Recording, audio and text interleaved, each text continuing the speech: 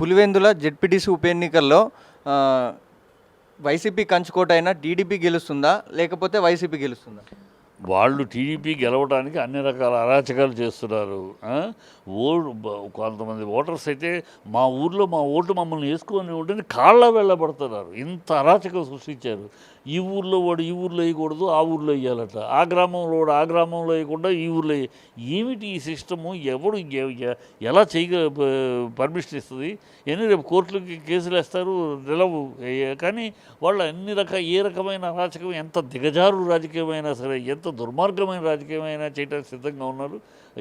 ఎట్టి పరిస్థితుల్లో మేము గెలవాలి అంటే ప్రజల అభిమానంతో, ప్రజల యొక్క ఆశీర్వాదంతో గెలవాలి కాదు, ఈ అరాచకం చేసి అవినాష్ రెడ్డిని అరెస్ట్ చేయటం, ఆ ఓట్లు ఎందుకయ్యా? ఈ ఊర్లో వాడు ఆ ఊర్లో ఎందుకు ఓట్లు వేయాలి అంటే, ఎందుకంటే ఈ ఊర్లో వాడు ఇక్కడ వైసీపీ స్ట్రాంగ్ హోల్డ్ ఉంది కనుక వీడు ఇక్కడ వేయకూడదు. వీడిని అక్కడికెక్కడికో పంపిస్తే వాడు వెళ్ళే దారిలో అడవి మార్గం ఉంటుంది, మళ్ళీ అక్కడ పోలీసులు పెట్టలేరు. సో బెదిరిస్తామో భయపెట్టడమో ఏదో వాడు ఓటు వేయకుండా ఇక్కడ వేరే వాడు వస్తాడు. ఆ వేరే వాడు వచ్చి ఓటు వేయడానికి వస్తే వాడు ఈ ఊరోడన్నా ఈ ఊరోడికి తెలియదు. ఈ ఊరోడ కదా మనకు తెలియదు. ఈ ఊళ్ళో కూడా వస్తాడు, ఈ ఊరోడ దొంగ మనిషి నిజంగా ఈ ఊరోడ మనకు తెలిసిపోదు. కానీ వీడిని అక్కడ పంపించేసి ఎవడన్నా ఇక్కడికి రమ్మంటున్నారు కదా, వాడు ఎవడు? వాడు నిజంగా ఓటరేనా? ఆ ఊరోడు నాకు తెలియదు కదా, ఓటర్ అంటాడు. ఈ దొంగ ఓట్లు వేసి అందుకని ఇలాంటి ఇంతవరకు కనీవిని ఎరగను నేను ఇన్ని సంవత్సరాలు. ఇది తమిళనాడులో ఇక్కడ అది చూసే కానీ అసలు నా ఊర్లో ఓటు నేను నా ఊర్లో వేయకుండా పక్క ఊరికి వెళ్ళి వేయాలి. ఆ పక్క ఊరోడు వాడి ఊర్లో వేయకుండా ఇక్కడికి వచ్చేయాలి. What non sense! వింటానికి కూడా ఎంత వికృతంగానో, ఎంత అసహ్యంగా, ఇంత దిగజారుతారా? ఇంత దిగజారుతారా? వాళ్ళు దిగజారే గెలిచారు అనుకో. మొన్న ఎన్నికల్లో వాళ్ళని నిజాయితీగా గెలిచారా? ప్రజలు వాళ్ళనే వస్తారే బయటికి కదా. అది దిగజారుడు.